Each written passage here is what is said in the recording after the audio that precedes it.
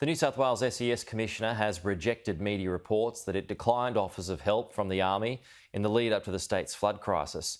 In a sign of deepening tensions between state and federal authorities, Carlene York says the Australian Defence Force was on the ground before the northern rivers were inundated.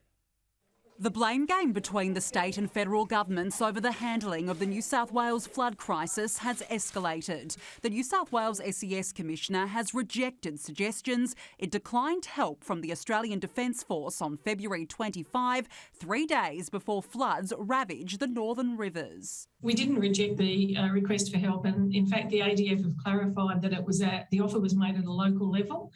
We got their resources in for sandbagging and doorknocking, which is what we do first to let the community know of the risk that is coming. That's despite reports the ADF twice contacted the SES on February 25 but was told troops would not be required.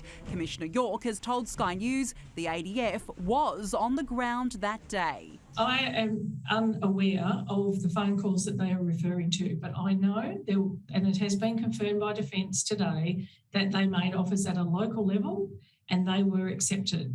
Unaware of any others. She says the formal request came in on February 28. When it became obvious that the rivers had risen to record levels, nearly 14.4 metres, and it was forecast much less than that, and that's 2 metres over the record that we had in that area. In a tit-for-tat response, there are reports New South Wales made 3 formal requests for the Australian Defence Force to help in flood-ravaged Lismore, but was offered fewer than 300. That's despite the federal government saying it had 2,000 ready to go if requested. Authorities say nobody could have predicted the scale of the disaster. I begged for aerial support to be here that day or people would drown in their homes, and that happened.